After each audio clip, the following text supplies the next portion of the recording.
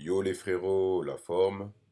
Bon, aujourd'hui je vais vous montrer ma quatrième semaine de programmation.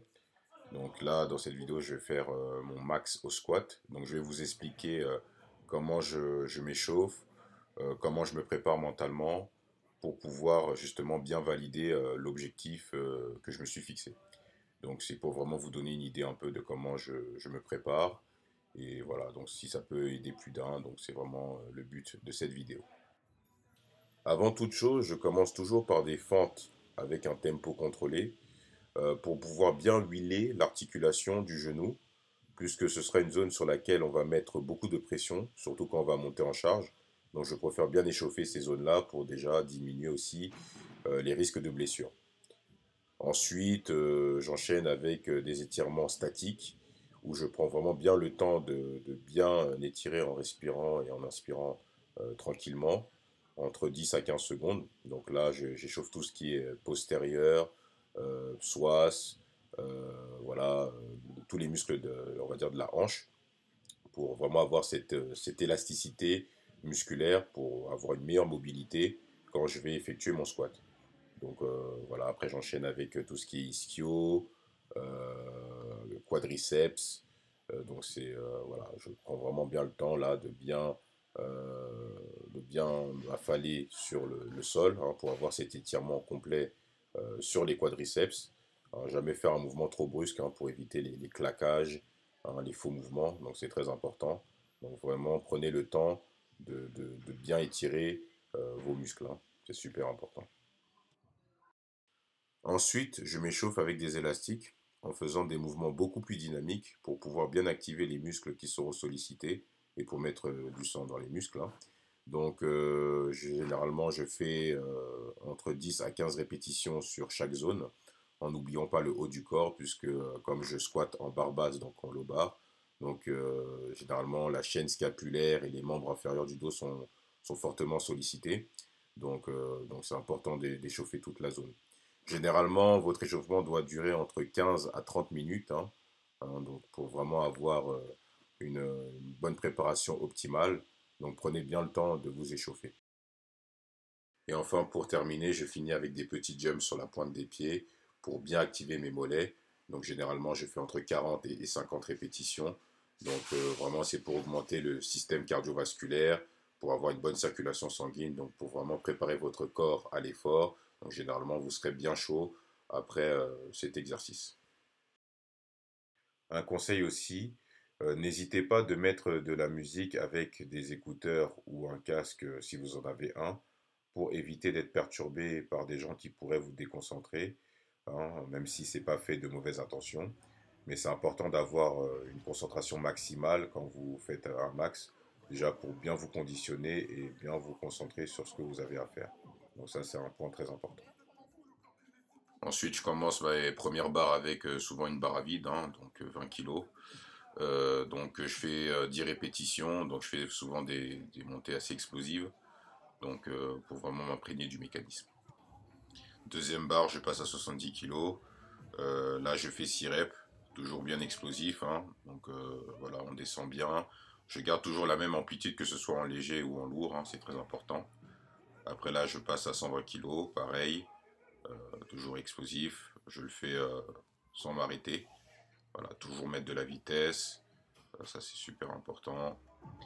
Ensuite, je passe à 145 kilos. Donc là, je commence déjà à mettre la ceinture pour m'habituer au niveau du gainage, donc au niveau de la ceinture abdominale. Bon, je l'ai fait toujours aussi rapidement puisque c'est relativement léger pour moi. Donc pour l'instant, c'est pour déjà commencer à m'habituer à la ceinture. Donc voilà. Après, je passe à 165 kilos. Donc là, je prends bien le temps de bien effectuer la descente, hein, de bien prendre le temps d'absorber la charge. Donc j'inspire, je bloque et puis j'explose. Hein. Donc toujours pour déjà commencer à avoir les mécanismes. Hein. Donc très important. Après, pour la prochaine série, je passe à 185 kilos. Donc voilà, toujours, je prends bien le temps de me positionner, hein, d'avoir mon placement, de prendre mes repères, et puis vraiment de prendre le temps d'absorber la charge. Voilà, j'inspire, je bloque, et j'explose. Donc voilà, c'est assez rapide, il y a de la vitesse, donc on est bien conditionné. Après ça, je passe à 205 kilos. Donc là, on commence déjà à bien se concentrer, à éviter de faire des erreurs techniques pour vraiment avoir un beau mouvement propre et efficace. Voilà, donc ça monte assez vite, hein. Donc on sent que je suis quand même bien dedans.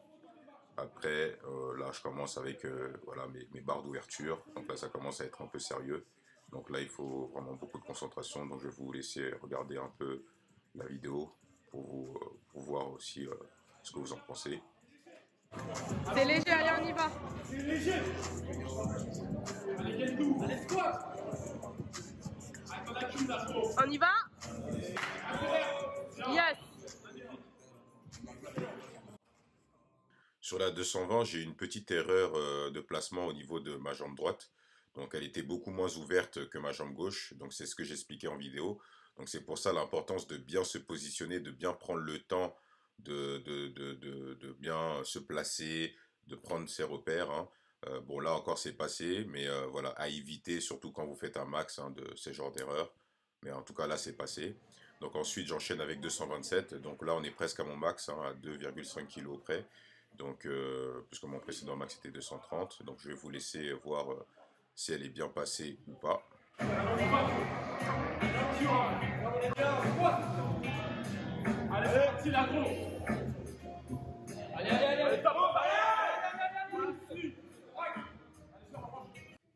Elle est beaucoup mieux montée que la 220, donc voilà, comme quoi les erreurs techniques.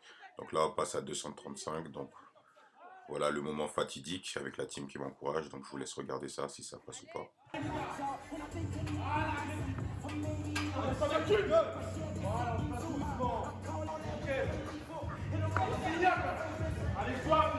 Allez, allez, envoie. Vitesse. Let's go.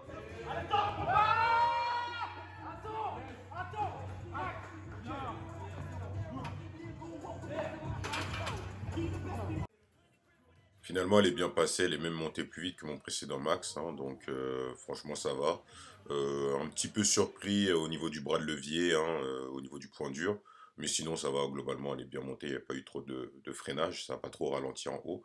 Donc ouais, je suis assez content, donc là je l'explique aussi en vidéo. Donc franchement voilà, c'était un peu ça. Donc voilà comment se préparer après un max pour essayer de se mettre dans les meilleures conditions pour valider en fait l'objectif final. Donc voilà, en espérant que ça vous a motivé, ça vous a aidé. Et voilà, surtout les erreurs à ne pas faire. C'est aussi très important d'avoir une bonne équipe, hein, qui vous motive, hein, qui vous donne aussi certaines consignes, hein. Donc voilà, sur votre placement, sur l'appréhension que vous avez et tout ça, ça permet de bien vous conditionner. Donc ça, c'est vraiment excellent d'avoir une très bonne équipe qui vous entoure, surtout quand c'est les gens qui font la même discipline que vous. Ça, c'est sûr que ça aide vachement, quoi. Donc voilà. Donc j'espère que ça vous a aidé la famille et que voilà, on se retrouvera de toute façon dans quelques semaines. On va essayer de mettre plus lourd, on va essayer de tenter les 240 au squat. Donc on lâche jamais, on va travailler dur pour ça. Et puis voilà, ok. Sinon, la famille, on reste connecté. Force à vous et prenez soin de vous. Ok. Tchuss.